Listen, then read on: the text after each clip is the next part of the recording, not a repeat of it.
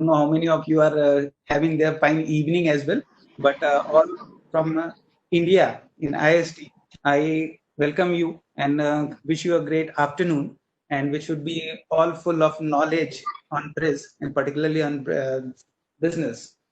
So introducing Valeri is a rather very difficult task because he is truly a all-rounder persona. So I was telling like he's a really totally all-rounder personality. So let me concentrate only on his stress part because he has so many other dimensions to discuss on. He is a TRIZ master who has key professional interest in developing systematic and knowledge-based support of the early innovation phases in business and engineering. In 1989, he was a co-founder of Invention Machine Corporation, a company which introduced first ever software to support innovation based on TRIZ to the world. Rather, it was a very, very difficult task, but Valerie made it possible. In 2000, he co-founded the European TRIZ Association, which launched the global conference on TRIZ future. Since 2003, Valeri heads ICG Training and Consulting, a company in the Netherlands with over 600 customers organization worldwide, including Fortune 500 companies. He also teaches TRIZ and systematic innovation at the University of IAS Business School. He is a vice president and board member of International TRIZ Association, which is termed as MATRIZ, president of the International Business TRIZ Association, and editor-in-chief of TRIZ Review Journal. Valeri Shuskov is author and co-author of 3 books and over 100 papers on TRIZ and systematic innovation. TRIZ Association of Asia, along with all supporting institutes, welcome Valeri for the session. And I should not be between Valeri and the people who are very curious to listen to him. And I hand over the session to Valeri. Please start, Valeri. Okay, thank you very much. And thanks a lot for having me here. And I'm really happy to present. Okay, so let me start. Well, usually when I'm asked to present TRIZ to a new audience, this is like a mission impossible because there is so much information up to date, so it's difficult to fit into a short presentation. Luckily, I have 90 minutes, which is quite good. So I'm trying to do my best. Well, my name was already presented, Valeri Souchkov, and I'm residing in the Netherlands for the last 30 years. I was born in Belarus, in Minsk, a beautiful country, but sitting in Europe in Netherlands helped me to establish better connections with the world and be very mobile because, you know, the Netherlands is a big hub, business hub in the world. So, what we are going to talk today, first of all, we are here to talk about business innovation, not innovation in technology or engineering, but business innovation. Second question we're going to have a look is why is it difficult to come up with great breakthrough innovative solutions in business. Then I will only highlight a few words about what is TRIZ, because you know that there were recent presentations about my very dear colleague Oleg Faginson, who gave you introduction. I don't know how many of you were there to listen to about TRIZ, about what it is and what is a modern TRIZ. I will highlight just a few things, and then I will switch to a demonstration how TRIZ helps for business innovation based on a case. And finally, we will have some time for questions and answers. Well, as was already mentioned, I have a rather rich experience with doing consulting and training for business and industry, for different industries. So I started my TRIZ journey about 30 years ago. And currently, I'm busy with 3 big activities. One activity is professional training of professionals in TRIZ. I train people from 70 countries, and in total, more than 7,000 people came through certification training by me. My second activity is doing some consulting. I'm not just trained, but I also been involved in more than 150 projects helping companies to innovate. to deal with different sorts of innovative challenges. So at this screen, you see my technology and engineering customers, just few of them. In total, there are more than 600. And also, since 2000, I'm busy with business innovation. So you can see some customers here on this slide where there was the projects or training courses were done for business innovation. So that's my activities. And also, I'm teaching at the universities. My major university where I teach is Twente University here in the Netherlands. I do 3 courses, all related to TRIZ. And also, recently I joined, recently 5 years ago, I was asked to join the TS Business School, where I also do sometimes do training for business customers of TS School, Business School. This is a business school at Tilburg University, between such companies as Shell, was established by such companies as Shell and Philips, to prepare management for these companies.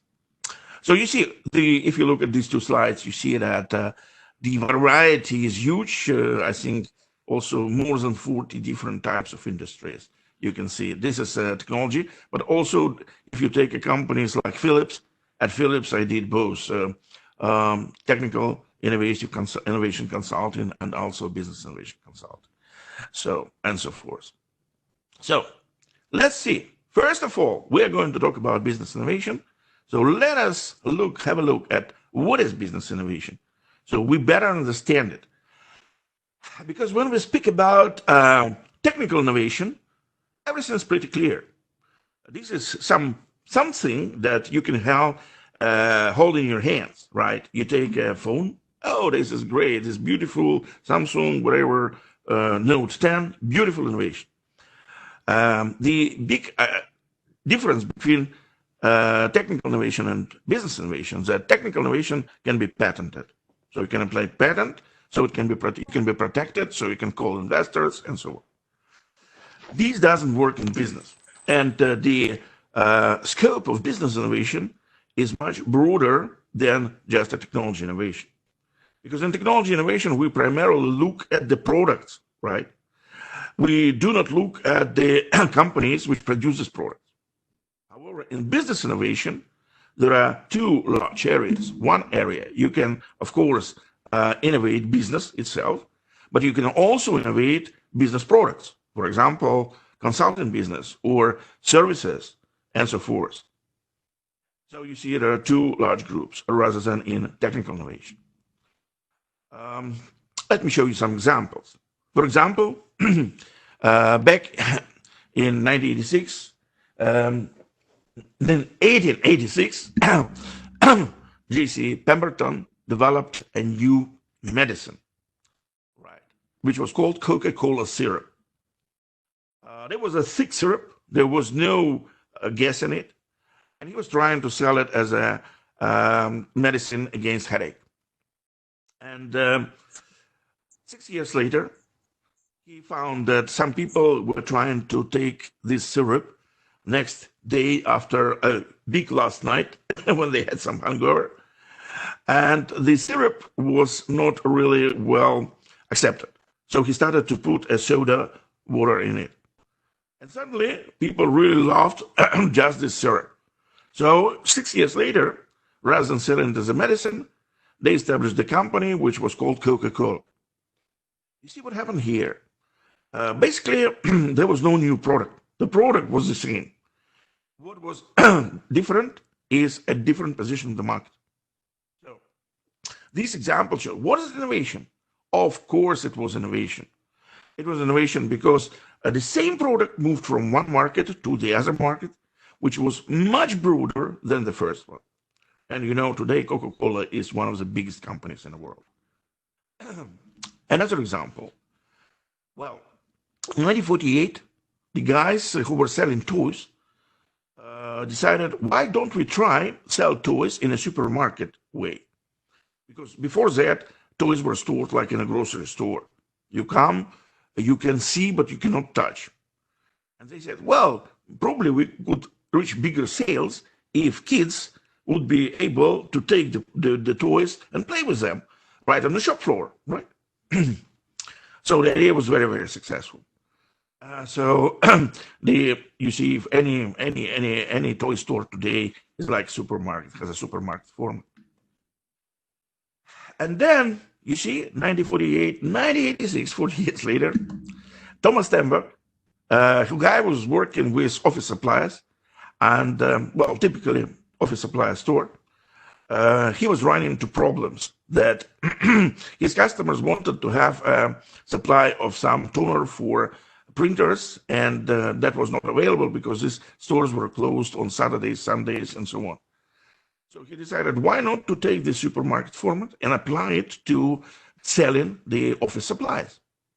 And today, this is known as Staples, is a worldwide market company. Was it innovation? Yes.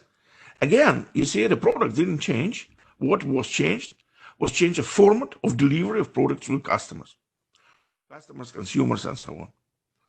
So you see, but in reality, types of business innovations are many more.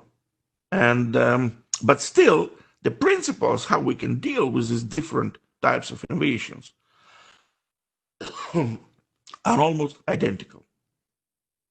So let us have a look. What is business innovation? First of all, it might be either radically new. However, it's not just a new idea, but also it could be an old idea which is put into a new context. And it could create a non-obvious business solution, which has several features. First of all, it has to add or create a new value. What is most important, that this value must be able to be successfully captured. Because if you bring to the market some new solution and nobody can use it, well, there is no use of it. Also, it must be successfully implemented. And what is important, okay, something's wrong. And what is important, it must be accessible financially to the target group. Interesting that Viber told me that I don't have my camera showing me anymore. And now it is, I guess. Yes. So accessible means financially accessible. If Steve Jobs would deliver this beautiful, well, sorry, this is not iPhone, but his iPhone for 1 million euros per piece, no, who would be buying it? Okay. Now the question is, where can business innovation emerge? Well, here I draw a picture where I said that actually almost everywhere. Of course, first it could be a value proposition. Again, what would be a value proposition for business companies? Anything. Any company which produces iPhones, which produces, I don't know, coffee makers, a company which runs hotels, banks, they create some sort of value proposition. And if you're familiar with the technical TRIZ for technology engineering, you know very well how TRIZ can help to innovate, create breakthrough products or disruptive products. In our case, when we talk about business innovation, we are talking not just about innovating the, let's say, services, which are more closely related to sort of business activities. But we can also innovate, first of all, business system. The business system consists of business processes. Business system consists of a structure. We can innovate both of them. We can innovate any business process. We can innovate the structure of organization and so forth. But it's not enough. We can also innovate the business model. And business model includes not only internal processes and activities, but also external ones. How do we deal with our suppliers? How do we deal with our customers? How do we deal with our partners? And why can't we innovate our partners? We can, why not? We can help them as well. And the final question, can we innovate our customers? Well, the answer is obvious. Yes, we can. So you see, all these, what I put here, these red spots, these are about business innovation. All right. So, but again, we can innovate, but what can we do at each of these spots? There are basically 11 different so-called value innovation tasks. First of all, if you look at the most of innovative solutions in the world, these are not iPhones. These are not new business models. If you look at how many business models exist today, well, there is a book about 55 business models, probably. Of course, there are more. So it's a rare innovation when we create something radically, totally new. Most innovation goes where you need to eliminate some negative, unwanted, or undesired effects. If you look, for instance, in a technology at a patent collection, you will see that most of the patents are focusing on improving quality, making something better, and mostly making something better by eliminating these negative effects. For example, I would say that if you're delivering some service and this service fails, and the word is spreading all around, and everybody knows, no, we don't want to buy service from these guys because it is bad. Well, but why your service fails? Because there might be some negative effects. For example, you deliver a hotel service, and the beds, I travel very often. During last 4 years, I stayed in hotels 52 times, just in 4 years. And I know how troublesome it is to have a rest every time the bed is different. And I know now very well to which hotel chain I go and which hotel chains I don't go because of the beds. Otherwise, well, I lose my performance. Yeah. So this is a way of delivering services. And there is a failure. Eliminate this failure, and people will love you. And then because in business, the first and major question always how to make bigger sales, right? How to grow sales, how to grow company. This is a major performance indicator of a company is how much company sells. So this creates a market value of a company, of a business. And you will sell much more. Of course, you can create new value proposition, you can create new services, etc. But you can also sell much more by eliminating disadvantages, by creating quality, by improving quality. A second type of value innovation task is we want to improve performance of something. Okay, I will not get into details on the slides. You can have a look at it and see. The third type of value innovation is sort of decreasing dimensions, decreasing energy consumption, decreasing number of steps in the processes, and so forth. Next, it would be improving design and psychological attractiveness of your products and services. It also comes together with improving user experience. If, let's say, 50 years ago, we almost didn't matter about user experience, today it becomes a really, really critical issue. And only now, something comes at adding new functions and features to the existing solutions or services. Also, a really important part of innovation is radically cutting costs of a business systems, process, or a value proposition. Actually, by radically cutting costs, we create disruptive innovation. Disruptive innovation is not something really new. No, disruptive innovation is when you have something which is on the market, but it's not accessible to a broad group because it might be too expensive, right? Disruptive innovation when you bring the service or a product which was not accessible, or not available to a large group of people or market in the past and make it accessible. If you remember the first iPhones and again, the smartphones were quite expensive, around $1,000 per piece. And then the disruption came and they started to to be sold for 200, 300, let's say American dollars or euros, which considerably increased the size of the market. Next, there would be finding new markets. Next, for existing products or services, or business models even. Expanding, transforming, or creating new value networks. Creating a radically new business model and creating a radically new value proposition. That's what we're talking about pioneering inventions. I don't know how you can see that screen, that there is a gray triangle behind these words, which actually shows that the number of such innovations is dropping. Well, like I said, most of innovation comes from actually dealing with unwanted, undesirable, negative effects. So, why it is difficult to make business innovation? First of all, let's remember that innovation, there are two types of innovation. First, you invent something. Some great idea comes to your mind. And we have kids here. Hello. uh, so some great idea comes to our mind. It's not a secret that approximately 49% of startups fail because not because they are running out of money or because of bad management. The major cause of startup failures on the market is that 49% is that they are bringing a product or a service which nobody needs. That's why we always say that the best innovation comes from resolving a problem. There are always problems everywhere, right? And problems have to be solved.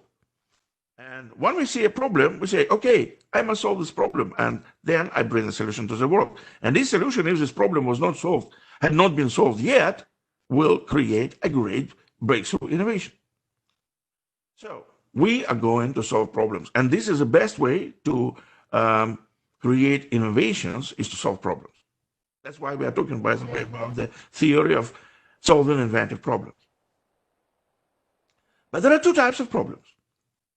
When you engage to engineering school or a business school, you will be dealing with primarily what we call closed problems. What are closed problems? That's what we study at school, at universities. Mathematics, algebra, statistics. These are closed-end problems. Because once you have a problem, you can apply some equations and you come up with certain solutions. And the number of the solutions is predefined, right? Like if you take, let's say, multiplication, 2 by 2 will be 4. One solution, that's it. Also, what's good about these problems, they can be easily solved because we know the algorithms, we know the equations. So when we are engineers, when we study engineering, or when we study business, we study primarily how to calculate things and how to optimize things. Optimization is also a way of solving problems.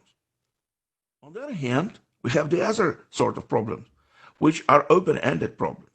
Open-ended problems assume that there is infinite numbers of solutions. Let me give you a very simple example.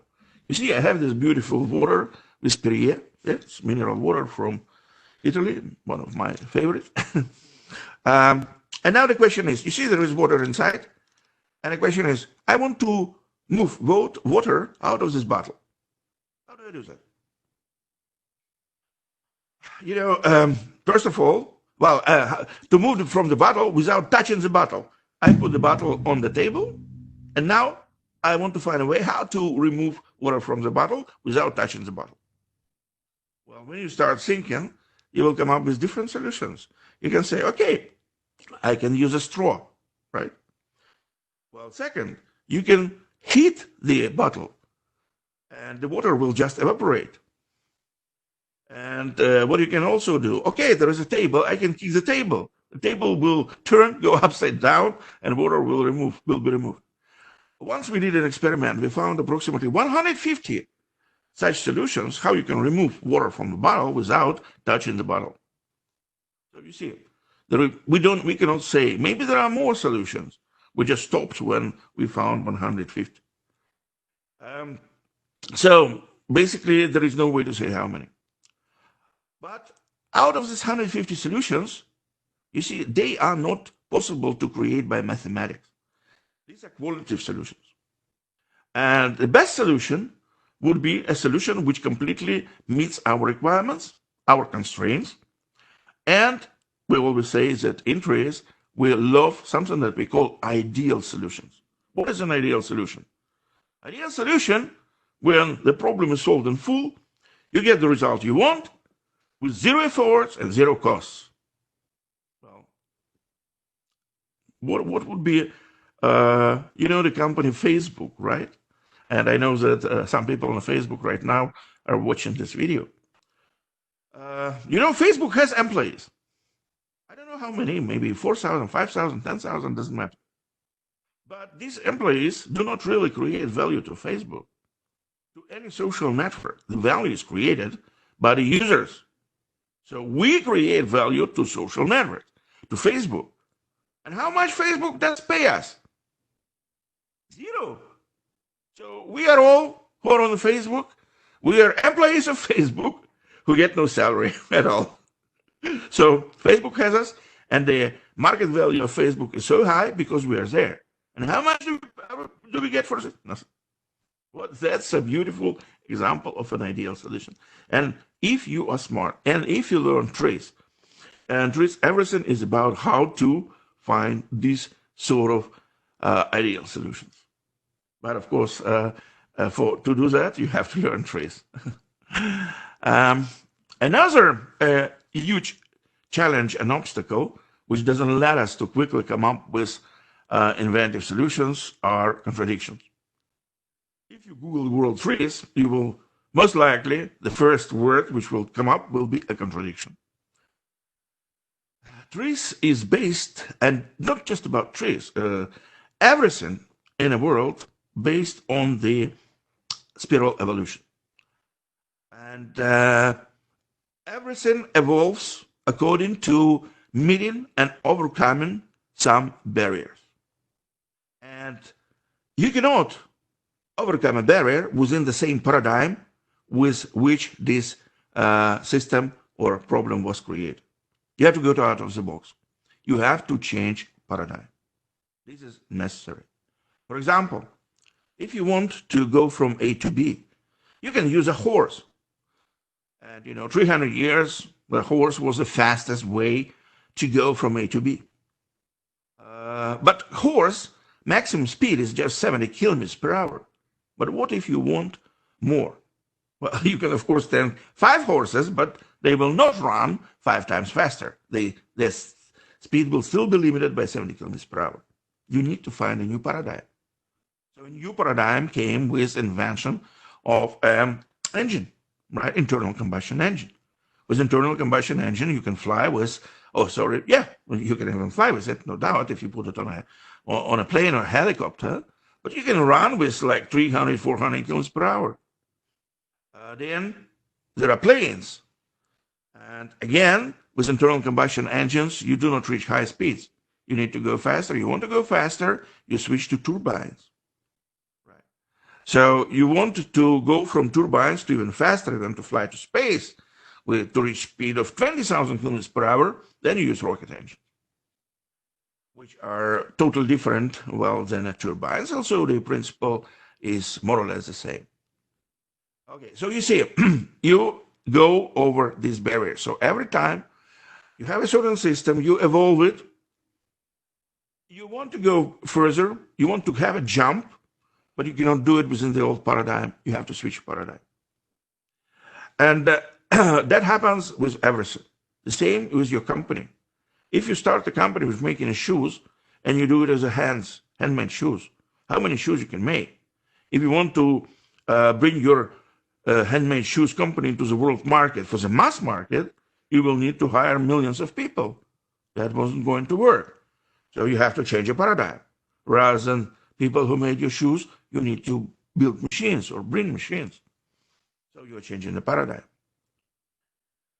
However, when you are facing these difficulties, then what you have is you're facing the barriers, constraints. And you cannot come with an old paradigm because when you apply the old paradigm, something gets worse, something changes. So contradictions happens when you meet a situation when 2 opposite requirements have to be met at the same time. Opposite. What does it mean? Let me show you some examples. So the word contradiction means that something has to have 2 opposite properties or states at the same time. It's contradiction. If you read the definition of contradiction in philosophy, it will say that contradiction is a statement which includes 2 incompatible meanings. So something must be black and white at the same time. So if you look at this, my screen right now, you will see that we have these contradictions emerging all the time. For instance, our company wants to cut budget. So the employee has to leave the company in order to save budget. But at the same time, the company wants to keep his competence in the company. So you see, we face a conflict of requirements. Employee must leave and must stay. Another example, a company is willing to make its service transparent to its customer, to grow the trust from the customer. And at the same time, it doesn't want the its competitors, to learn about how they do their services. So the service must be transparent and non-transparent. A company wants to implement a new technology, is starving to implement this new technology to increase performance, but at the same time, it doesn't want to have a risk, because any investment, any new technology might bring company to failure. Finally, a service should bring extra features to better satisfy customers. But these extra features cost money. And the company is not sure is that new features would really compensate that cost. On one hand, the service should include extra features or operations and should not include extra operations. How do we usually deal with such situations? If you do not know TRIZ, if you're not an innovator, you try to compromise. For example, you could offer an employee, okay, we don't want to leave you, so you stay 2 hours or 4 hours in our company, or 20 hours a week, and so forth. So we are looking for compromises. However, an innovative a breakthrough solution would come if you find such a solution that employee leaves the company 100% and company keeps his competence 100%. Is that possible? Well, of course, I know now there are many people online and this session is not really interactive, but I will tell you, yes, it is.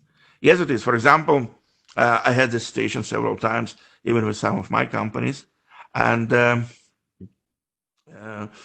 what we did, we simply outsourced that employee to our supplier, with an ability to reach that company, that employee anytime we wish, and our supplier did it. So, but later this supplier was merged again with companies and with our company, so the employee came back. Well, I'm not sure what is on my screen right now. Someone wants to annotate something. I do not know. I have to. These are the examples of contradiction. Yes, and I decline. I'm sorry, guys. I'm not an expert in the system, so I put a decline. Yes, sorry. All right.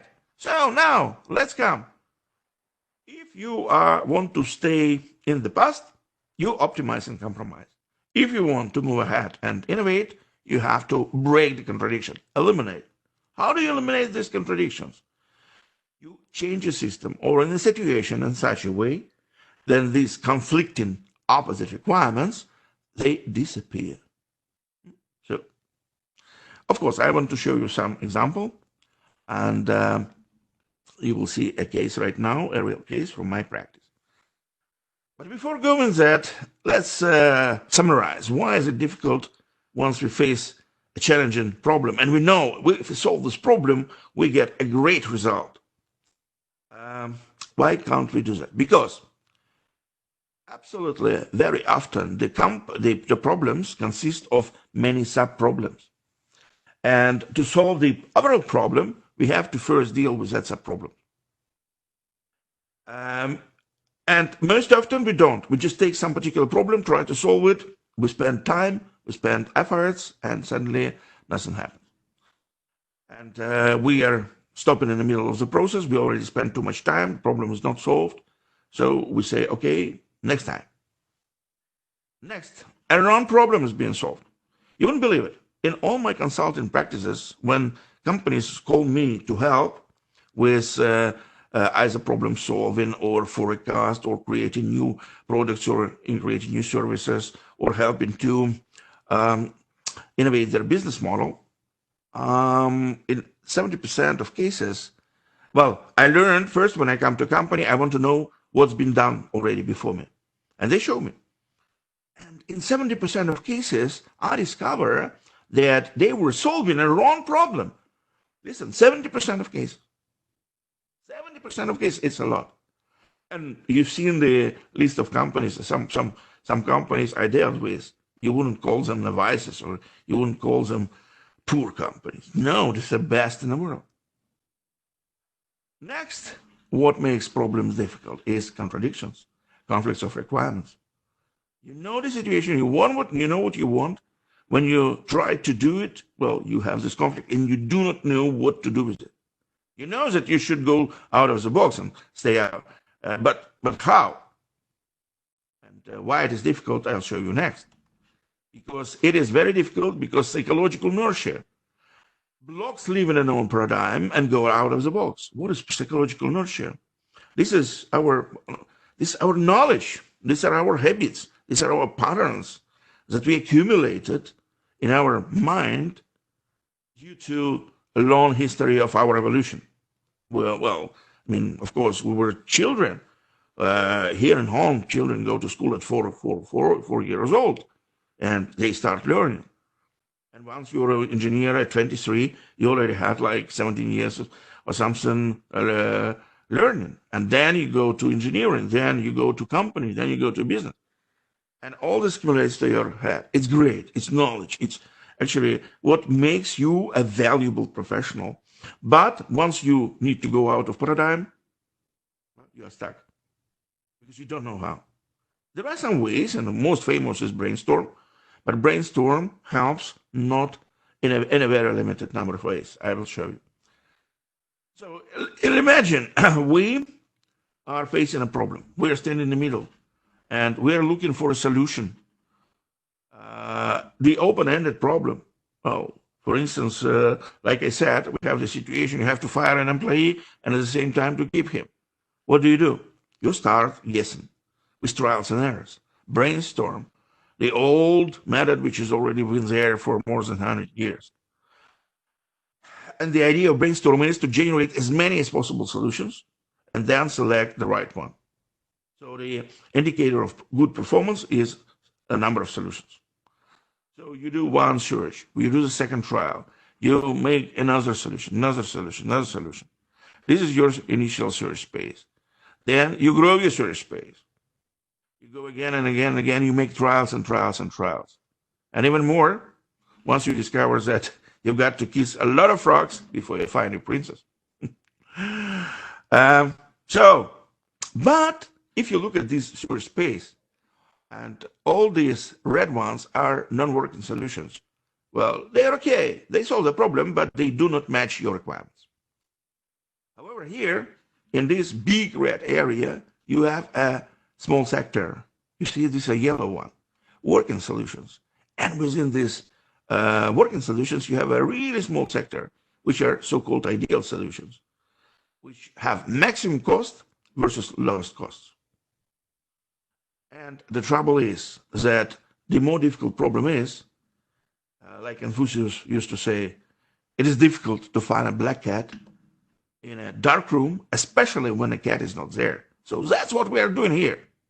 That's why when I come companies, they tell me, Valeri, we spent 5 years, we spent 7 years, but the problem is not solved. What to do in such cases? And another trouble is that brainstorm works well when the difficulty of the problem is rather low. Well, for instance, we want to invent a new idea for an advertisement. Here, as our creativity is unlimited, we can invent anything, right? So, but if we are dealing with pragmatic situation, when we have too many constraints, our scope of possible solutions is very limited. Because, again, we can find many solutions, but not all of them, 99% of them, will not be acceptable in our particular situation due to constraints.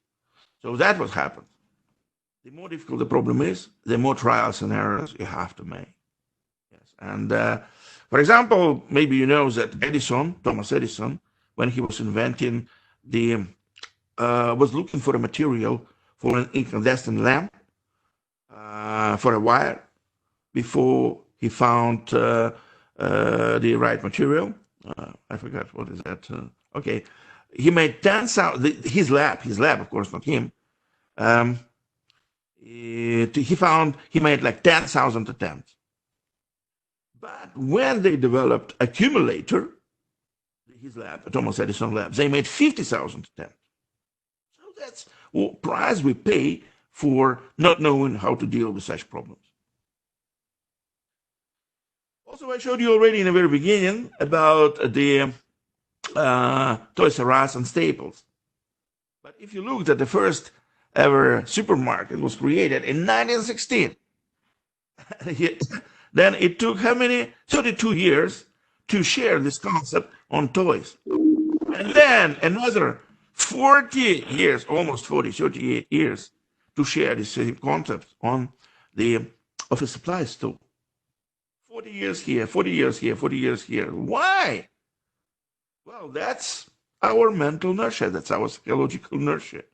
We can see, but we do not do this transfer. It is a situation when lots of solutions are already available, but they are in different areas. And we might see them, we might know them, but we do not make this connection, right? Great solutions are always connecting different industries, different ideas, different paradigms. So this shows the price we pay. And now I want to explain you how TRIZ works. And first, let's start with a case.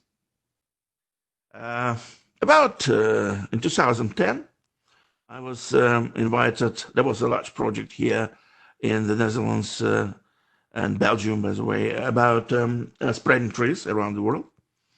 And I was invited to a company which, by that time, existed for 20 years. What they did?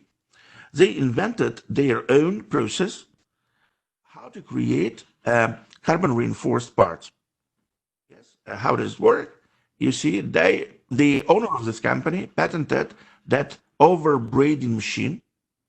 So first you have a sort of a preform, the plastic preform or whatever it could be made from a card box.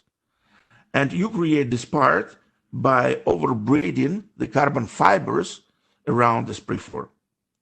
And then this inner part is removed, like, it could be anything like paper. And then some chemical is applied on to keep it in that shape. It could be epoxy resin, for example. So what's advantage of this process is great because the parts which you can make this way, well, I'm sure that every one of you saw that parts, they have excellent capabilities. Very lightweight, very low structural stress, high structural mass under heavy load, non-degradable, no rusting, shock impact resistant. What are the cons or disadvantages? Well, price. And price is not because the carbon fiber is too expensive. It is. It was like 300 euros per kilogram, but today it goes like to 15 euros per kilogram. So it's not that expensive. But the problem is how long you need to spend, how much time you need to spend to make this process. So maybe to make a roof beam for a car, it would take maybe 10 minutes. Compare if you make a car with a stamping, 1 second, 2 seconds, and 10 minutes here. So this makes cost really high. And these machines are quite big. They're like 3 meters in diameter, by the way. So when I came to the company, why did they call me? Because of this. The company existed for 20 years. It had 20 employees, and it didn't grow at all during that time. Why? Well, here you can see a screenshot from one of the biggest Dutch newspapers, NRC. The south of the Netherlands makes BMW the quote. So this is a story about this company that the Arnold Boskamp, who was founder of this company, for almost a decade tried to get into relationship with bigger car manufacturers. Okay, I must say that when I came there, the products of these companies were unique, one of a kind, not one of a kind, but unique products. For example, the bumpers for or strike cones for Lamborghini. Also, they had chassis for military helicopters. So they were producing parts for extremely high products, for extremely expensive products.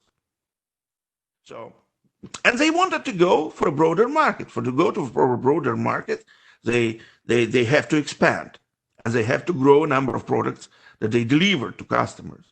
So, how many Lamborghinis Aventador is made per year? 100. So they made hundreds crash cones. Well, that's it. How many military helicopters are made? Well, maybe also of a certain kind, maybe 500. That's it. But they wanted to really go broader. So they talked to companies like BMW, Daimler Chrysler, and they proposed to make parts for these companies. So actually, you see what the advantage would be. If this material allows you to hit a wall at 180 kilometers per hour and still you get alive. Well, huge advantage. However, you see, for BMW, it turned out to be quite bummed to work with such a small company as Eurocarbon.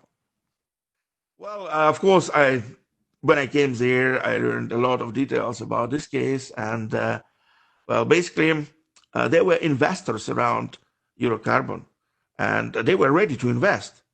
But before investing, they wanted to have a commitment from a big automotive company that is going to place an order.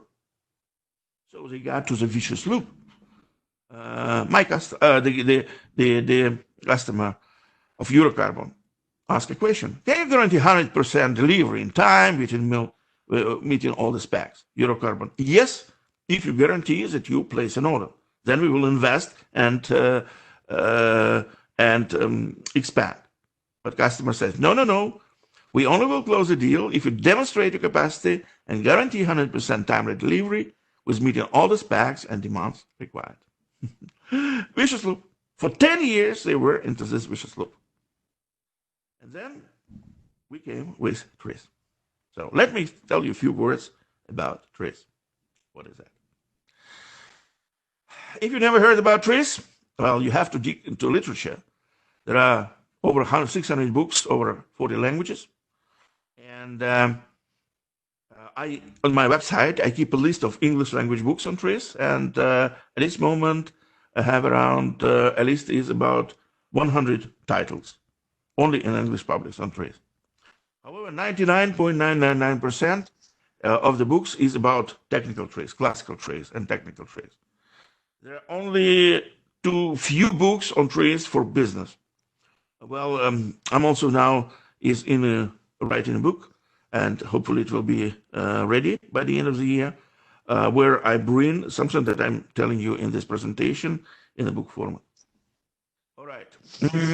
So, I'm sure that some of you already learned the presentation. You can also find it on the YouTube from TRIZ Association of Asia.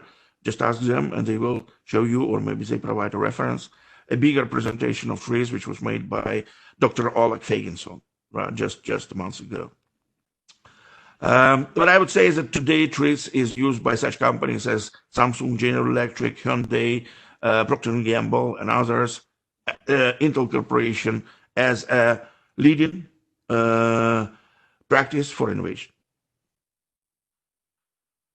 Also, the TRIZ, which stands for Theory of Solving Inventive Problems, actually TRIZ is a Russian abbreviation, which means Теория решения изобретательских задач, was initiated by the Russian inventor Henry Altshuler, and it started in 1956 with publishing the first ever paper on TRIZ.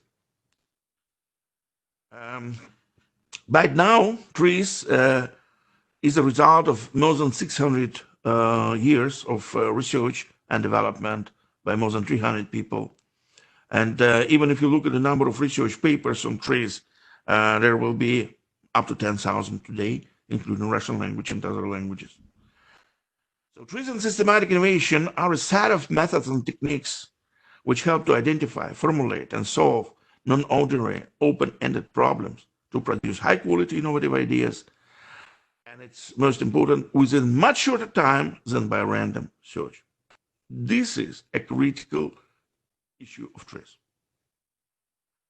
Major TRIZ discoveries are the following. First of all, well, the best innovative solutions are result from solving problems. And usually we call them unsolvable problems.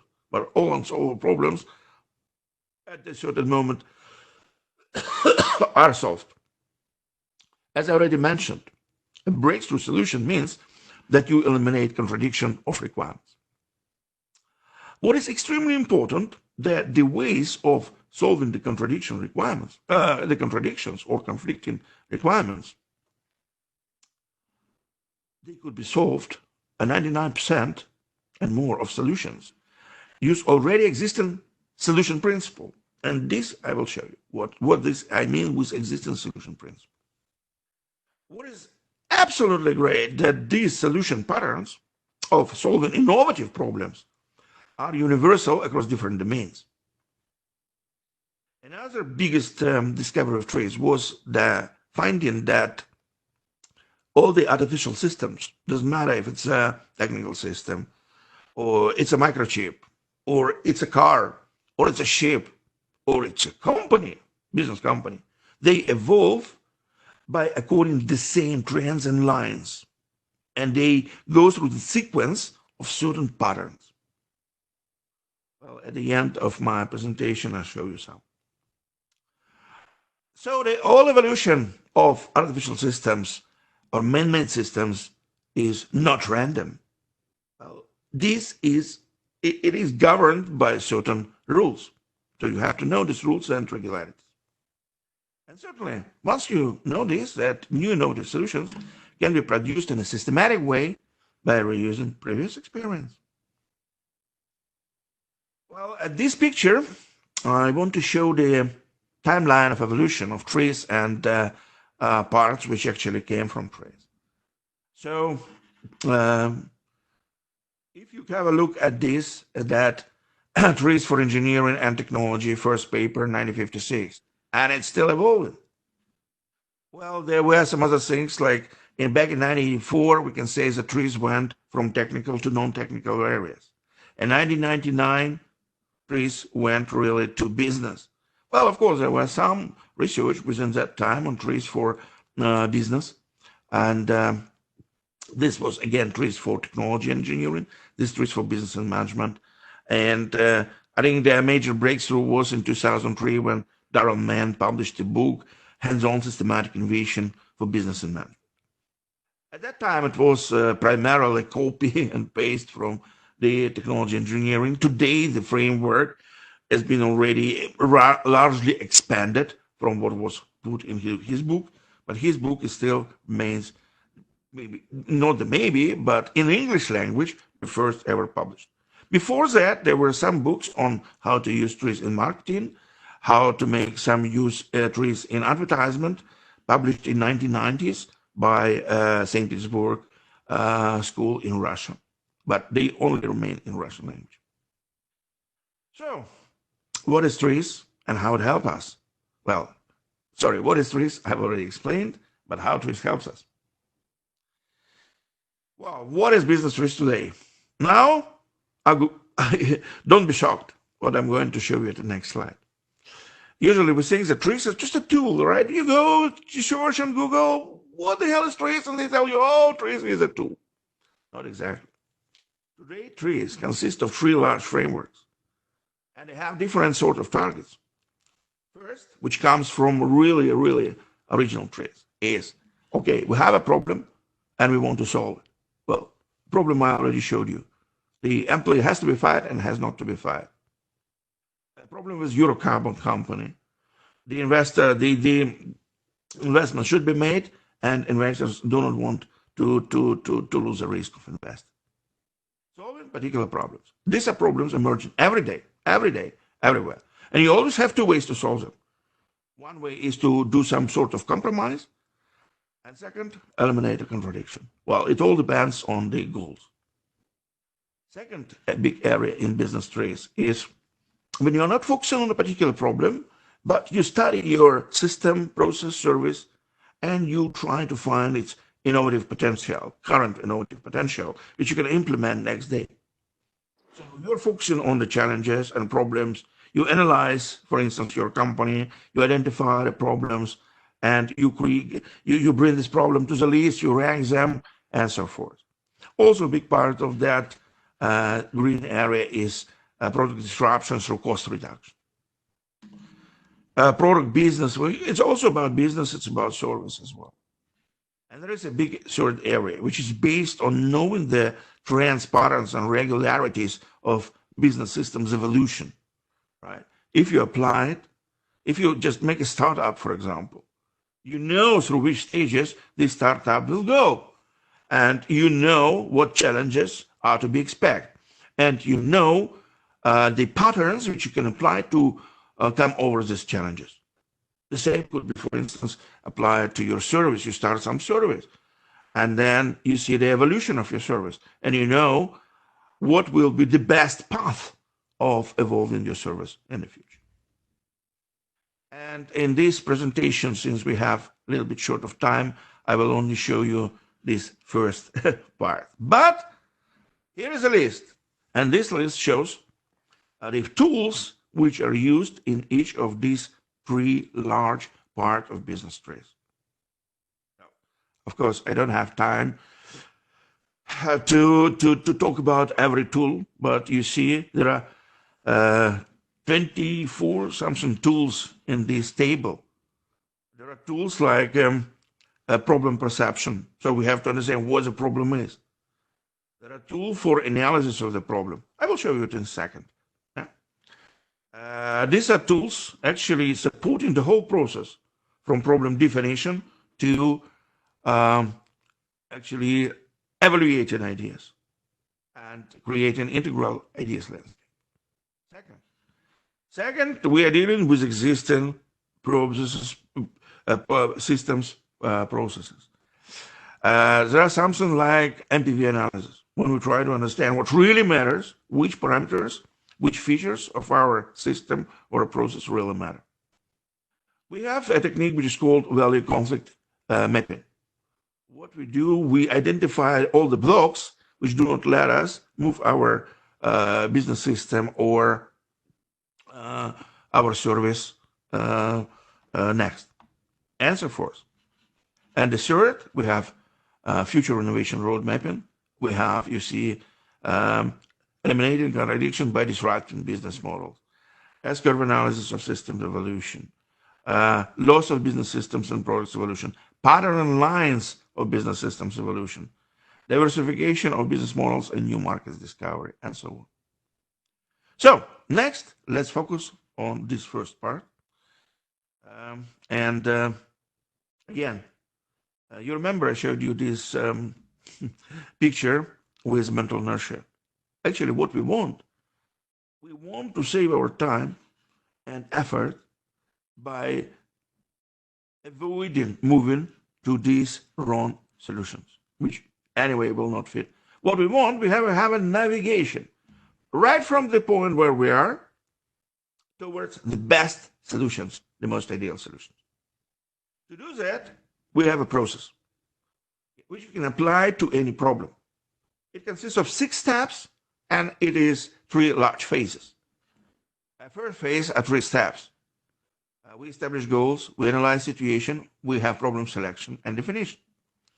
We have several tools for that, something like problem perception mapping, innovation questionnaire. Here we also build a business model to understand where we are, and we can also do value stream, value chain mapping, and so forth. Well, but primarily there are 2 tools for any problem, and the rest it's up to you. They are not TRIZ tools, so but they could be complementary. Next, once we identify the top problem, that a right problem to solve, because also we have a special tool here to agree with the stakeholders of which problem is correct, because any problem can be represented by different problems. Here we decompose our top problems to numbers of problems. Then we select a strategy of further problem solving, and we select contradictions, because difficult problems can have many contradictions or several contradictions or conflicts of requirements in them. So this is our analytical phase. And then we jump to a creative phase, when we apply patterns of solutions which gives us the directions of a search. And once we generate the solution, the ideas, like we are here, we do not, we avoid generating thousands of ideas. No, maybe we generate 20 ideas, but these are the best. We analyze them and build ideas landscape. And then where the part which is not shown here is to build an implementation plan and define secondary problems. The huge advantage of applying TRIZ is that you are, rather than trying to, in a brainstorm, find a specific solution to a specific problem, we do it different. First of all, we analyze the situation, we find an abstract problem, and we identify it as a contradiction. Then we apply the TRIZ database of solution patterns, which gives us certain directions of research. We generate abstract solutions, which we instantiate into specific solutions to be analyzed and evaluated. What are these patterns? Well, there are 40 patterns that's called 40 inventive principles, which propose 190 recommendations or sub-principles, illustrated by 415 examples. So, just a second, I'm going to show you what this yeah, wait a second. I'm not leaving it.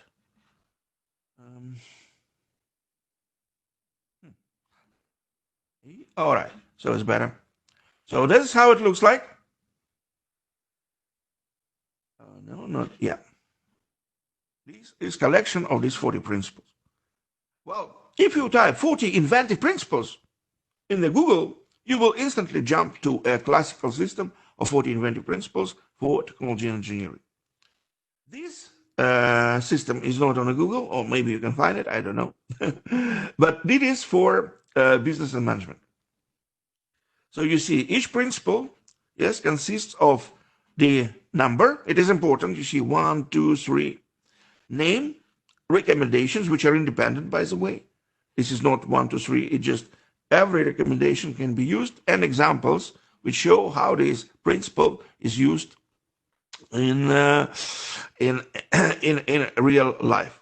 Right. So, for example, you have a principle of well, I come back to. So there are 40 principles like that. So I'm jumping back to my presentation, and I say the principle of local quality. It says that if you want to solve a certain contradiction, and which contradiction I will show you next, instead of a uniform structure of your object, move to a non-uniform structure. Instead of a uniform structure of your process, go to a non-uniform structure.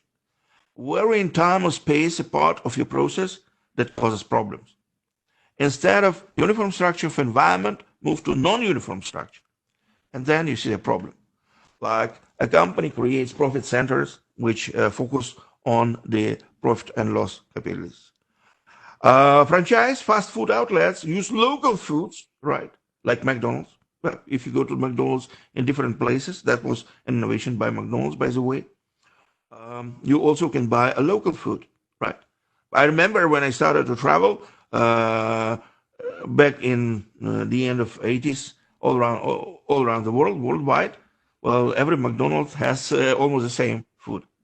So, but now, if you go to McDonald's, it's one culture, well, food culture, you will see the local foods. There's a food culture, you will see the other foods, and so on.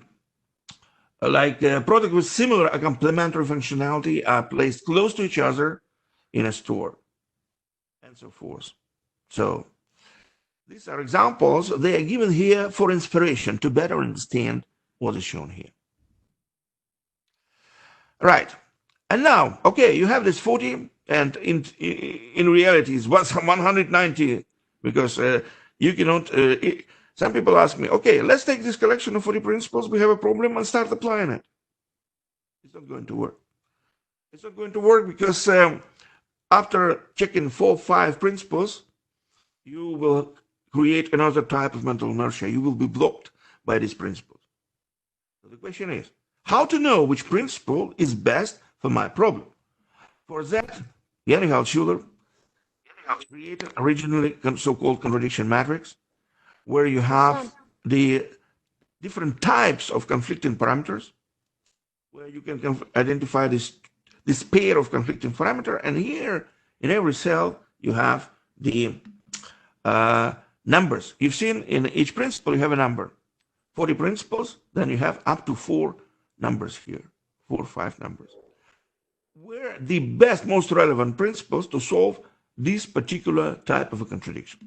By the way, the contradiction matrix which is here, it is not business one. Business one is very similar. That's the technology one, but it doesn't matter. It is available publicly. So this particular matrix can solve like 225 types of typical contradictions. So how do we use it in our situation? Let's go back to Eurocouple. This is the process. First, we establish goals, we define problems, we agree with problem stakeholders what a real problem is. Well, of course, I will not give you details, I'll just show you some screens, that's it. We have no time for it. I wanted to show how process works. So we identify the common problem, and next we go to top-down decomposition of the problem. And we apply a tool which is called root conflict analysis, or RCA+, which was developed for TRIZ, but today this tool is also used broadly for analyzing all type of problems. So the top problem was selected like no further growth in the direction of perform production. So we want to have more performance, but we cannot grow. And then by asking questions, what is the cause, we go down and create such a tree of causes and effects. However, unlike in a typical root cause analysis, where we just go down, here we are looking not into depth, but into the breadth. So the philosophy of this tool is it is still cause and effect analysis, but rather than looking down, we are looking horizontally. Our task is not to find the deep causes, but our task is to find the conflicts of parameters, contradictions that block us from solving this problem. And in this case, we have just causes, you see minus, red ones, which are causes, and then we have blue ones. You see this blue boxes are contradiction, right? And the green boxes are positive effects. So once we create this model, we have the whole problems inventory, and we have contradictions discovered. There are 5 actually contradictions here. Well, one is was missing. And finally, we take the contradictions that we are going to solve. High volume production requires a high degree of confidence of customers. It's good. We reduce risk by a customer, but the negative effect is lack of steady volume orders. Another cause, Eurocarbon is a small company. It's good. We reduce risk of growth investments, but it's bad, so nobody sees the company as a volume supplier. Okay, once we choose a contradiction, we go to solve it. And we apply contradiction matrix, which produces us 4 or 5 principles. And for our contradiction, right, that there is no trust and reduced of risk investments, there were 2, most interesting principles. Principles of merging and principles of taking away. So, okay, we have no time. This is not a learning session, so I just will give you some highlight. Merging means that when you have a contradiction and there are several parts engaged into this contradiction, try to merge them, right? Time, space, business-wise, technology-wise, and so forth. Also, taking away means that if you have some certain object in your system which also creates a contradiction, move it away from your system. Oh, interesting. What is a part which creates contradiction? In our case, these are machines which create this overbreeding. And the customers are not sure that the machines will generate enough volume and enough quality and be delivered in time. Well, and the major trouble was that they cannot control it. So the question is, why can't we take these machines and outsource them, not to the, let's say, BMW, but we merge BMW in our small company. Of course, BMW doesn't want to purchase us, so why not create a joint venture, right? which will be full controlled by us, by Eurocarbon, and by BMW, for example. Or we can create machines, fully customized editions for necessary parts of BMW or Daimler Chrysler, right? It will be also taken away. We're not going to produce them ourselves, but we are going to put them outside. So at the end, a number of different ideas was created. Let's say I put here 11 ideas. If you have if you have this access to video to rewatch it, you can read it. And finally, we have these ideas and have to create a portfolio and then analyze them. So the analysis of ideas is done in two ways, actually three ways. But primarily what we do, we apply the multi-criteria decision matrix. We give each criteria a weight, and then we compare each idea with the other one. And then we create so-called ideas landscapes. So we create several ones, which we bring together in a integral one. So on the vertical axis, we have idea performance. So you see each red spot is an idea. And on the x-axis or horizontal axis, we have two different landscapes. It's estimated time to market, it's estimated cost to market, and estimated total costs of ownership to a consumer. Well, if we are talking about products, it will be the consumer or customer. If we are talking about our own company, because that could be a redesign or change management in our company, then customers are our company. So we bring them all together, and you see in this chart you have 4 quadrants. Well, this is the best quadrant, because here we have the top ideas, top performance ideas, and those which are easiest or fastest to bring to the market with lowest cost of ownership and with lower cost to the market. So you see that there are several ideas here: co-development with large customers and technology network. And this red one is a bad area, bad quadrant, ideas with the lowest potential. Well, here there were some other ideas generated.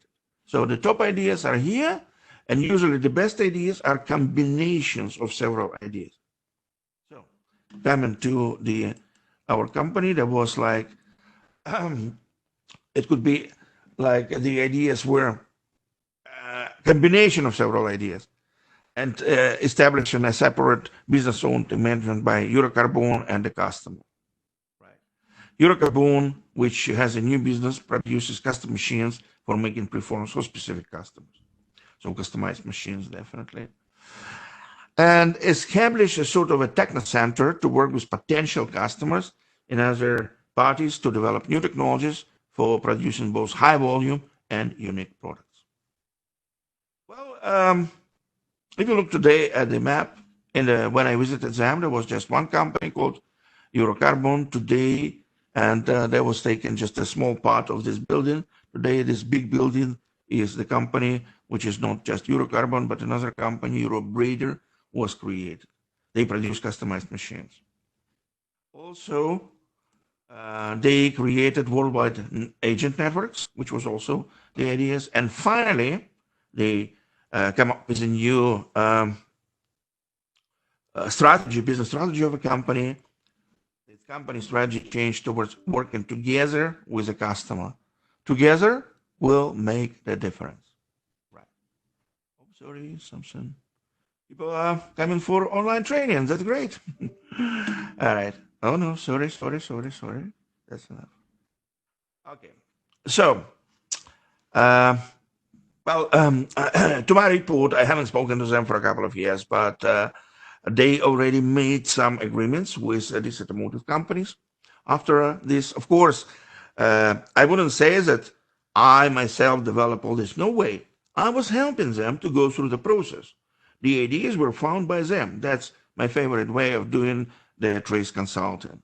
When it's not me who come up with great ideas, but I bring the tools, I bring the process, or people learn the process and the tools and come up with ideas themselves.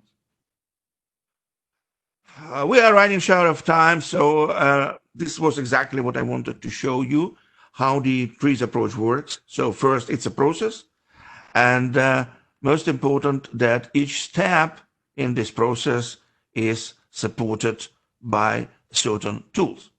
Right. So this is an extremely important to know. When we move down to, I only can say a few words about the rest. Like, I think that many of you can be really interested in something. What are these trends and lines of evolution of business systems? Well, first of all, there are certain regularities, certain trends, which show how systems evolve and through which troubles or through which jumps it goes. We call them S-curve jumps. Why S-curve? Because you see, for example, if you look at the Apple, how was Apple was going?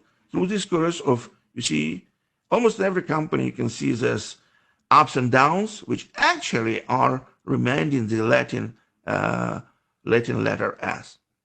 Well, again, it's no time today to explain what it is. I show you that this is evolution through coming up with new product. This is evolution through changing the company business model, the company IBM. Again, S-curve, S-curve, S-curve. And this is an example. This blue line is actually the S-curve. Because evolution of every business or a business stream, we can identify as 4 stages. The new business is created, the growth of this new business, then the preserved performance, and finally it's going to decline because there is no way you stay 100 years selling the same product. No way. Competitors will come. There are many models on this following S-curve. Another is, for instance, levels of solutions. Level means the innovativeness, degree of innovativeness of the solutions. So the most innovative solutions are here when you create a new business and when you grow it. When you maintain it and when you're trying to stop it from declining, then you're mostly dealing with costs, dealing with reducing operations, reducing business infrastructure, and so forth. So, and but what is interesting that there are certain patterns through which the system goes here, here, here, or here. For example, the trend of dynamization of the object system. First, the system you create is non-changeable fixed. Then you break it into different parts, right, with flexible links. Then you move to system with a very high degree of subsystems or cells, let's say. Then your system starts acquiring dynamically dynamically appearing or disappearing subsystems. So some department can only be established when it's only needed, and when it's not needed, it could be eliminated. Then you can come to a completely appearing, disappearing system. The whole company can only emerge when it's needed, and when it's not needed, it can disappear. And finally, a flow can be used instead of a system. So it's moving up. But again, this is something which takes more time to explain. So, for example, is large non-flexible company, a company of units having a certain degree of freedom, network of independent companies, interim company management, mobile company units, and again, like I said, companies created to deliver function and disappear. Well, all these trends, they are basically brought into a system. I'm sorry. Yeah, it is here. So trends and lines of evolution of a system, you can see here. There are several trends of dynamization. Object dynamics increase, process dynamic increase, symmetry dynamization, actions coordination. You see there are steps like traveling to dimensions evolution, diversity increase, structuring of system, a flat system, a nested system, increase difference between nested systems, a layered structure, dynamically changing structure, matrix type system, and dynamically changing system. Here you can see the examples. Right. But something that you can see right now is that everything is shown here is rather abstract, right? It is true. It is a difference between, let's say, TRIZ and mathematics or physics. TRIZ doesn't give you exact solutions. TRIZ gives you directions of search. And this is very important, that the same direction can be used for generating a number of ideas, not just sticking to one specific exact idea. Okay, I think I have like 7 minutes left.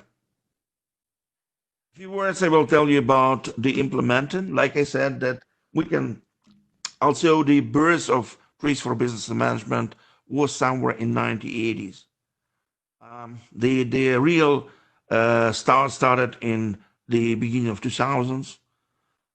The first, let's say, value proposition packages like training courses, consultancies started from 2007. But today we have quite a complete package. I'll show you the three big areas of business TRIZ: solving specific problem, analytics, and future road mapping. And all of them are already supported with certain tools. And we have, for instance, curricula, training curricula for all these three parts. Okay. So just a few words about implementing. Like I said, I started since 2000s. I conducted hundreds of workshops on business TRIZ training. Well, you see, that's my favorite. It was in Malaysia. It was not a big one, but then we had like 260 people in the room. You see, that's exactly me standing in the room. Also in Belarus, in Sweden, in Jordan, Chile, China, Iceland, Taiwan. I spent like several years in Taiwan, not years, but during several years again to Taiwan to do. India, we had a very nice workshops with, thanks to TRIZ Asia, with 36 people, 3-day workshop. Also last year we had a workshop also in India and other countries. Well, I could put more, but I think that's just enough to show the broad geography. Also last year we created a business TRIZ association, www.biztriz.net. The participation in the association is free. Well, if you go to this website, you can join. It just started. There's not too much information on it still, but you can find something interesting. It will grow. And also, like I said, there is a package. I do on-site training. I do online training. Yes, and right now I'm running 3 groups online, each group like 20 people. And also the advantage is that it's not only group training, it's a blended mode, group plus coaching. For example, level 1 training, each student gets 4 hours of personal coaching. And what is cool is that at this online training, people solve their own problems. So they come to the online training or in-house training, and they bring problems from their companies, from their businesses. And at the end of the day, well, it's not just one day, it could be a couple of weeks. And in the end of this, they leave with a solution to their challenge, their problem. Well, maybe usually people ask, are there some solution? Are there some cases, for example? Yes, not many, because the TRIZ in business community is still rather small. But just a few cases what TRIZ can do, I just put it here. And for example, this was, oh, not this one. Yes. Different kind of, like I said, different type of problems. One of the companies, oh, that was a terrible disaster because it came to replacement of CEO of the company. I don't, but there was a very huge competition from China. Also, there was one case here at the University in the Netherlands. Well, it's not a problem exactly business, but still, it's a sort of a business problem when the student rate started to drop, and we needed to find the cause of the drop and a solution. So the problem was fully solved. And there's a problem from B2B electronics company in the United States. So they were losing a major customer who was actually responsible for 15% of their sales. And the result was that customer returned to the company. This was a retail supermarket change. This was strategic forecast, road mapping, the short part of TRIZ, you remember, when we were looking into the future, what new innovative business solutions we could be. About 30 such solutions were put on a roadmap, and some of them were implemented by now. Well, this is what already you've seen. This is a food company here in the Netherlands also was solving a logistic problem, saving 1.5 million euros per year. Another company with industrial appliances, 20 million euros revenues. Also, we made a new business model which helped them to increase a market share by 30% and also redevelop the brand image of the company.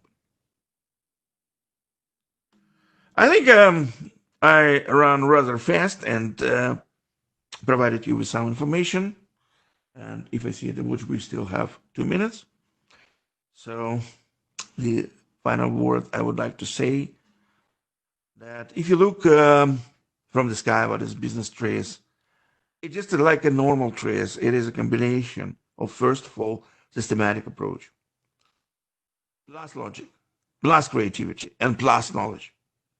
And at the end, you get a rapid acceleration of successful solution search, or creating and road mapping new solutions and new ideas.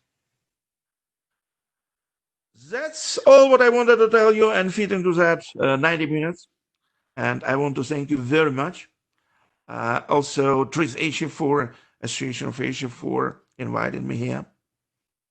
And well, you see that there is a website and my email right here, so you can feel free to contact me if you wish some more information or anything else. So I guess now that's time for questions. And thank you very much once again for having me here and for letting me to present this information and to share it with the world. Thank you, Valeri, for the very insightful session. There are a couple of questions, and without making any loss of time, I'll go directly to the question. It is from Mr. Praveen that how TRIZ helps in academics. And I suppose you are one of the best person to answer it because you are associated with universities since long and you are conducting many courses. Over to you. Well, of course, you see, if you talk about first, let's start maybe with a broader area, academics from a technical TRIZ. Definitely technical TRIZ is excellently helps with R&D. Like with technical TRIZ, I run 80-hour course every July, and then there is 52 hours, so in total it's 132-hour course where students, bachelor and master students, learn how to invent. And then many of them take these parts to their master thesis, right? Then we are talking about business TRIZ. It's not there yet because, well, it is largely unknown in the world, in the academic world. But several business schools, actually, like I said, TS Business School also, there are some business schools in Germany and in France, they already implement business TRIZ into their curricula and into their studies. There are also several universities who look at mostly my papers and the products from Darrell Mann from UK and start some research. And this research, there are two conferences, large conferences in the world. One is called TRIZ Future. You can check it, TRIZ Future, which is organized by the European TRIZ Association. So there are some papers published on these conferences also coming from TRIZ Business. So this is an excellent, for example, I would say, if you look at academics, using TRIZ for technology or for business is absolutely fantastic for making PhDs, right? For preparing PhD students, because it brings radically new approach, it brings a new dimension into the research work. So primarily, I think that in academics, this is a level of, let's say, master students, bachelor students, and of course, PhD students. So, but the how it is applied, there could be different variants. Yeah. An extension to this question is that how this TRIZ methodology would be useful for selection of the academic projects. Well, with trees, we can identify the potential, the how you say it, the potential. For instance, if certain projects are proposed, we can use an audit by trees. We know the trends of evolution, we know the patterns of evolution, and we can simply identify will it have value or not. I think that's a very important area where trees can be applied. And what would be the TRIZ role in concentrating the post-COVID-19 business innovation now? I will tell you that during the last 3 months, I saved, together with my customers, we saved several companies from being ruined due to COVID-19. Well, of course, I don't have too much time to talk about it. And for instance, one company was completely shut down and was going to bankrupt because during 3 months, that was a company which has a very close contact, and they had only financial pillow for 2 months, and they were not allowed to do their business. They could not get any, because of small companies, they could not get any loan, for example, and they were almost on a verge of the bankruptcy. And we found with TRIZ way how to do their. They never believed that they could use their competence online. Like, let's imagine this is physiotherapy. Can you do physiotherapy online? Yes, you can, right? So, but also there were some other things. So like I said, that the biggest advantage of trees is that you can solve problems fast, and you can create new intellectual property. You can create new value fast. And in the post-COVID times, the problems will only emerge, unfortunately, because well, we are probably expect the second wave of economic crisis. We don't know, but maybe. In this case, we have to be able fast and quick and with a low risk. What's important, which we always dealing fast is a high risk, and risk helps to deal with that by lowering the risk because you understand. Okay, you see where the contradiction is and how to solve it.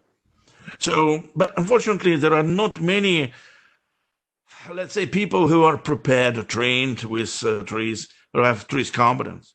Well, but there are some, and I think I've been already invited to a number of committees, right, on COVID-19 and post time. Well, unfortunately, I don't have time myself, but I know that some colleagues of mine were invited as well.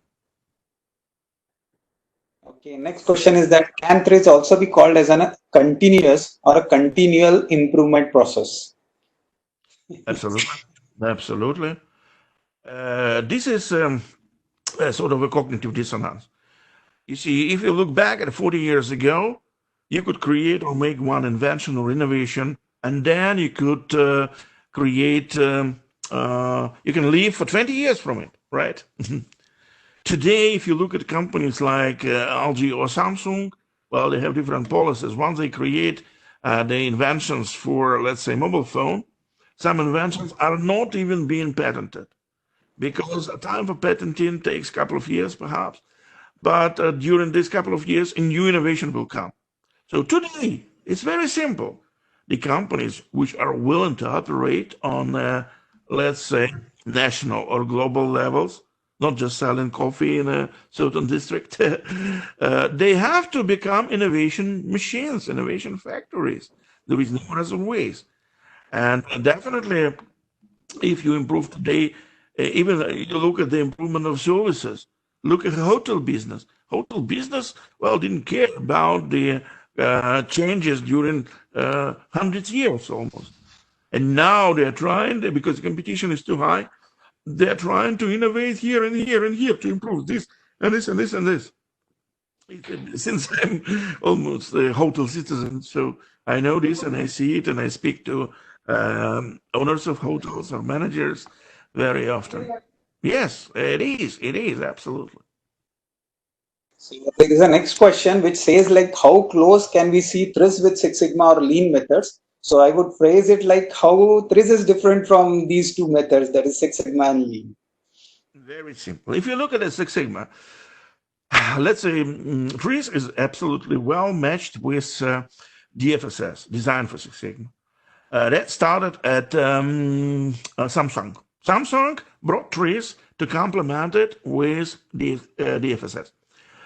When you do DFSS, Design for Six Sigma, and you identify problems in define and measure processes, you identify, let's say, 100% of problems that must be solved.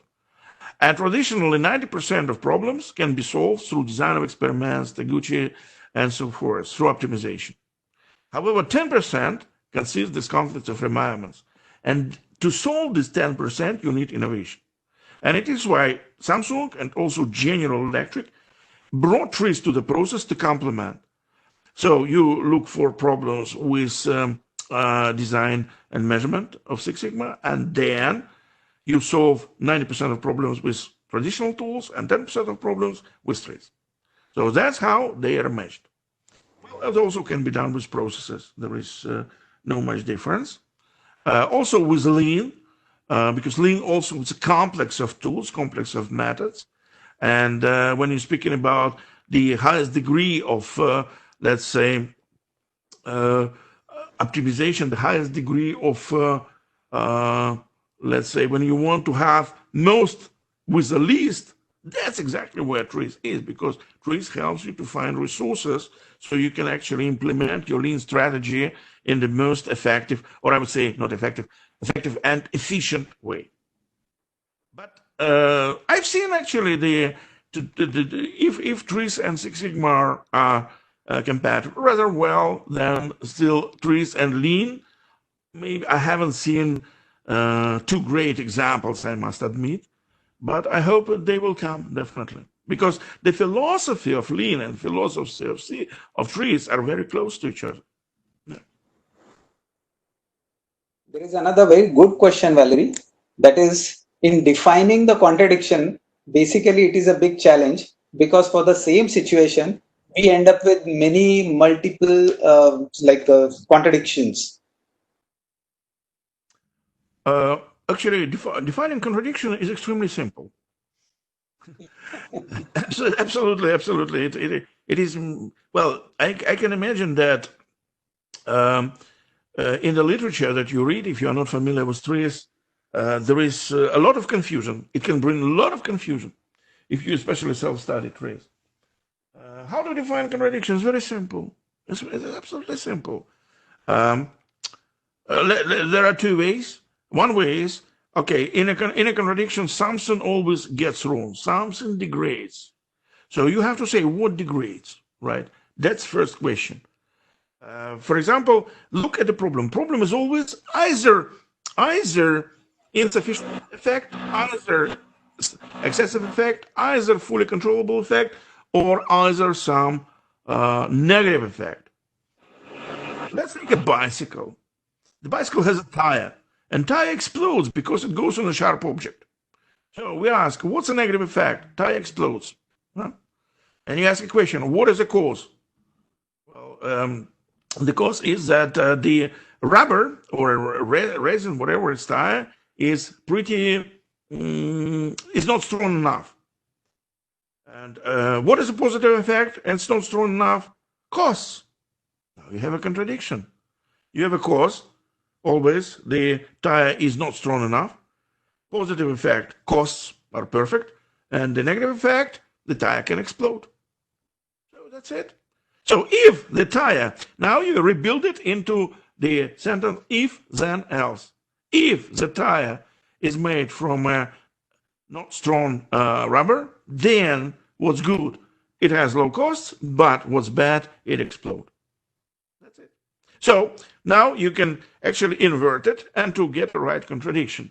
If the tire is, sorry, if the the material is strong, then the tire is not exploding. What is good, but it is very expensive. And opposite, if it's not strong enough. It costs perfect, low cost, but it explodes. You can do it with anything. But of course, any problem has this sort of several contradictions.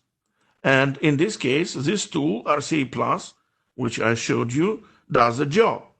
It showed you not only the contradictions which form the problem, but the contradictions which are related with contradiction with a relationship and or relationship. Let me explain. You have traffic in a city, right? What is the cause of the traffic? Because there are too many cars, right? Okay, too many cars, that's good because all people want to go home, right? So too many cars has a disadvantage. The traffic jam is created, but it has advantage. All people go home at the same time. It's contradiction. It's contradiction. But only to have too many cars on the road is not enough. The road should be narrow. So the road is narrow. Why it is narrow? Because it's a street in a city. You cannot just make it broader. There are houses around, infrastructure around.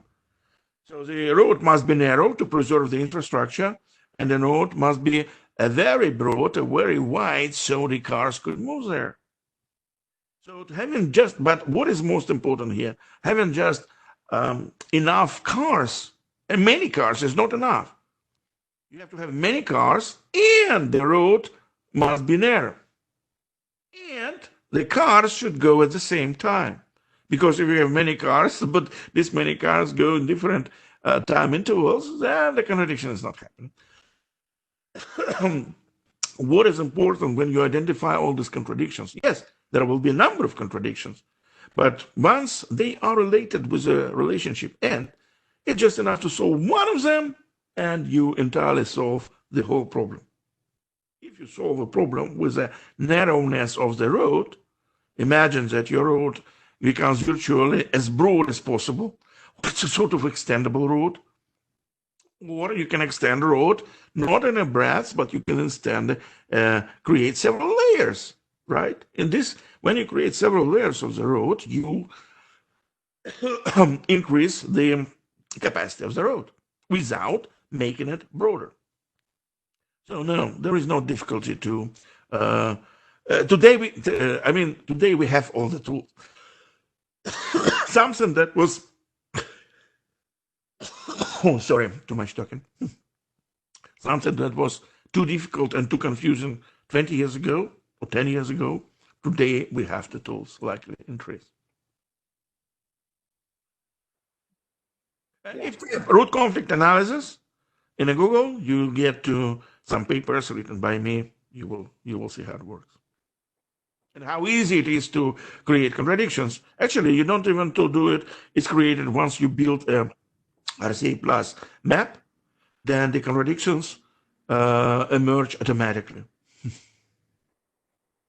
Okay, you have some water and then I'll come with the next question.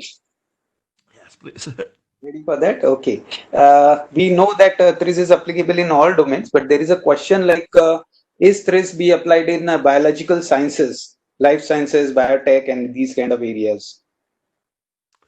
Well, first of all, I would probably refine a little bit just saying that, I'm not sure that TRIZ as is, it's applicable to all domains. First, I will explain why. Because TRIZ is well applicable in domains where you have clearly systems, right? Systems. Systems are objects maybe created by people primarily, and they have certain borders, they have certain structure. However, we not only have systems, we have something that we call environments. If you look at the company, it's a system. If you look at the car, it's a system. But if you look at the city, it's not a system. It is something different. The connections there are different rather than the system. Because system is created for some outer goal. But the such things like a forest, for example, or a city, it is something which exists for itself, for maintaining its health. And that's what makes it different. To apply the same regularities as we apply for man-made systems or artificial systems, or let's say more primitive systems, that the same principles are not exactly applied to what we call environments. You know, this is difference between systems and environments. That's why perhaps it's more difficult to use trees for, let's say, social problem solving. For example, fighting a crime in a city. Because again, crime it's not in a system. This is an environment. It's a stream, whatever we call it, or a distributed system, maybe. I don't know. Now, coming back to the question to biology, yes, actually, there is. You can check a company which is called BioTriz, biotriz.com. This is established by professors Olga and Nikolai Bogodarov in Bath, UK. Just type biotriz.com and you will drop to their website. You will see a lot about trees and biology. Also, there is some research about trees and how do you call it? The science also biomimetics. Yes, so also we can check trees biomimetics. There are connections because there are plenty of similar principles, and also as we have 40 principles for let's say technology and business, there are also applications of some principles for living environments, living organisms, and biology. It is, I will say that it's broadly developed, but you can get in touch with BioTriz guys, with Olga and Nikolai, and we'll be happy. They are always very open and willing to communicate, and they will provide you with more information. They also have some books published already. True. And then, which business will be in boom after the pandemic situation? Travel. Well, of course, that's always very interesting. Just look at the stock exchange index, right? Which companies? It's always a fun to look. I was doing it in some days of the lockdown once we had it here. Luckily, we don't do anymore here in the Netherlands. Which company, for example, the prices of most, the biggest gainer during the COVID crisis was Joseph Bezos on Amazon. All the companies, grocery stores, and supermarkets which were selling online, their stocks went really up because they were the most demanded most demanded businesses. To understand clearly which businesses will be demanded in a post-COVID, we have to understand how the environment and the system will transform. What will become? For example, we already have growth of online businesses, services, education, and so forth. That will grow because there are certain benefits. Also, there could be businesses which make a combination. That's what I'm putting on. It's a blend of virtual and really physical services. It's hard at the moment to say what exactly it will be, but definitely it will. Well, we are thinking about it. नाही आता specific आहे पुढचे त्यांचे problem of Sorry? I think. So in one of the example you have shown that cost competitiveness is there. How to solve the problem of that? I think you may have to take it quickly now. The cost To solve the problem of cost competitiveness, which you mentioned in your example. cost loss of competence. There's some breaking. I'm not sure. I captured you. Cost competitiveness. Low cost competitiveness. Yeah. Yeah. And what problem you mean? You have mentioned in one of your example Yeah. that there is like whenever there is a cost competitiveness, how should we address it? Ah. And which problem I mean? What exactly problem it was? Or you asking in general? General. How we look at the cost. First of all, you might have different costs, of course. You might have cost of your value proposition of a product or service. Then you have, of course, of running your business. Then you have infrastructure costs. Well, you know, the accountant knows very well. What we do, for instance, one of the best ways to deal with costs is to go for trimming. You know, we do analysis of the processes and systems that we have, and we identify those components which have the highest ratio, lowest ratio value costs. Like you can do it for business system, you can do it for a process. Like every operation, you can look at the cost of the operation, and when you look at the value, delivered by the operation, and then you can rank all these operations according to the ratio value versus cost, and you will have again a chart, value cost diagram, value cost chart, where you have four, let's say, quadrants. Here in the top left corner will be elements with most value, highest value, and lowest cost. And at the bottom right, we will have components which have high costs but low value. But you still need probably these operations. You still the functions. So what you do, you simply remove these elements, but you share the functions, right, and put them onto the other components, either of your system or the super system on your customers, right? Yeah, why not? The best way is when the job is done by your customers or your suppliers. So you bring it out. So this is a general trend of lowering the costs by either reducing all these low value, high cost elements or components from your business. And second is outsourcing the costly elements to the super system, to the environment. Like Facebook, I mentioned. We all work for Facebook, but we all get nothing. This is a general strategy. There are other strategies as well. Like you can actually combine two competing systems. You can take a system which delivers similar services, for example, let's say fast food, cheap service, and gourmet service, high end gourmet service, which is costly. And the question is, how to deliver high-end gourmet service with the price of fast food?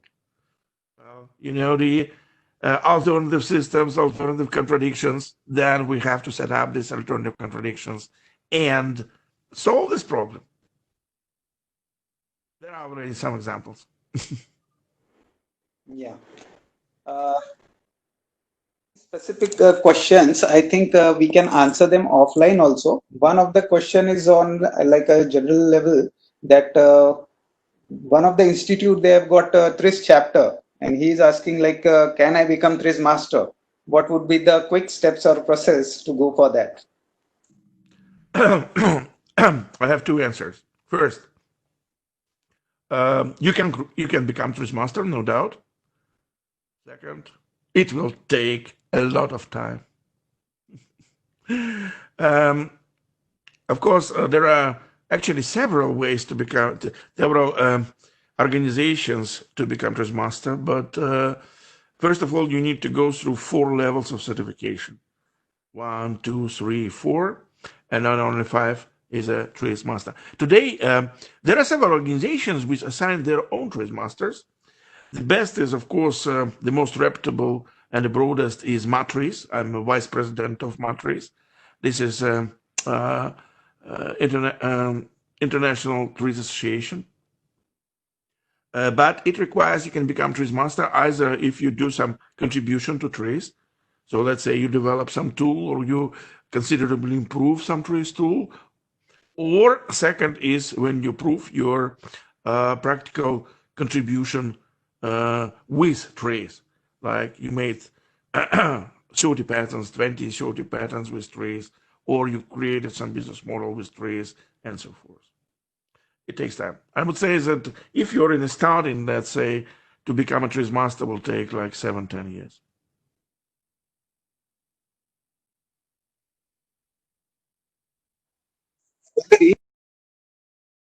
Become a member of International Business TRIZ Association, IBTA. How to become? Member of IBTA. Yeah, very simple. Go to biztriz.net, the file which I showed you. Let me see. Yeah, this here. www.biztriz.net, and there is register, and that's it. You don't need to pay anything for free. So we are close to 4 o'clock now. So I think like there are a few more questions and we can always take them offline. You all get like you have the email ID of Mr. Valeri, you have my email ID, or you can always put some queries on info@trizasia.com. So Valeri, it was really a very insightful lecture. And we have traveled right from 1886 to 2020, and you have taken us to future also. It was really enlightening. So there are no words actually to say like how much we can learn through you on the business TRIZ, because technical TRIZ, yeah, there are a lot of material available, a lot of people there are there to teach, but business TRIZ, as you mentioned, is quite new also, and still you have got created such a great insight in this. So with this, we have come to the conclusion part. Those who are interested in getting the certificate, e-certificate, we have already posted the link. You can just quickly go through it, and quick feedback would lead you to certificate on your mail. And by this, I thank Valeri and IBTA and all organizations with which Valeri is associated, including TRIZ Asia. And I quickly would like to thank all our support partners, that is AISSMS College of Engineering, SIES College of Arts, Commerce and Science in Mumbai, Guru Gobind Singh College of Engineering and Research in Nasik, Priyadarshini College of Engineering, Nagpur, Sitna College of Engineering and Technology, Amravati, Lokmanya Tilak College of Engineering, New Mumbai, KK Wagh College of Engineering, Nasik. Again, another college from Nasik is Pune Vidyarthi Griha. Then Global Innovators and Entrepreneurs Network and Pune chapter of ASM International. All of them have supported our today's session. And before going to conclude or end this session, I would like to say that this is a very sincere effort from TRIZ Asia to bring TRIZ masters and TRIZ experts all over from world and from different expertise area. So we started this session in a few weeks back with Alex Lugomirsky, and he spoke on orientation of TRIZ methodology and what is chapter activities going on in India. Then was Dr. Oleg Fagenson from Samsung, and he put up his views on TRIZ avenues of consultancies. Then Dr. Zulhasni from Malaysia, and he again had some views on research, innovation, and consultancies. Then Mr. Valeri, we have just heard him, and I'm just opening one more area, and that is design of patentability, and nothing less than TRIZ master Dr. Sergey Ikovenko. So yet we have not decided the date, but very soon we'll be planning, and we are just trying to bring forth all the activities or all the areas through which we can reach to the success and through innovation. Gone are the days when we are doing the same thing and reaching to certain solutions or certain outcomes. We need to be innovative. We need to increase our speed to reach there. And this is very much possible through TRIZ. And at the most important point is that it will cut down the time very sharply. So with this, with the permission of all, I declare that today's session is concluded. And thank you very much, Valeri. It is always been fun and pleasure and insight to listen to you. Thanks for spending your time. I have seen your calendar. I know how busy you are, but still you spared early morning time for us. Again, heartfelt thank you for you. Thank you very much, Dr. Sandeep, and I thank everyone who joined our session online. Also, my best greeting to PVN because I know he made great efforts to organize all this, and also all the members of your team of TRIZ Asia. Thank you, Valeri. Thank you for your kind words, and definitely we look forward for more sessions from your side. I I am take sure you'll be opportunity to available thank and will oblige President us of with your presence. I take opportunity to thank President of TRIZ Asia, Mr. PV Narayan, for taking all these efforts and getting so many experts to India. And this is also a post-COVID advantage that you can reach to so many people sitting at your home. Yes, yeah, absolutely. Right. Okay. Valerie, thank you once again on our behalf, and it was a Yeah, pleasure having thank you you. here. And we'll be having more sessions this way, and probably we'll again, once again call you for some specific session to be organized. Okay. Take Absolutely. care. Goodbye. Have a nice day ahead. Take care. Okay. Stay safe. Goodbye. Goodbye, Stay everyone. Bye positive. bye. Bye bye. Take care. Take care. Bye bye.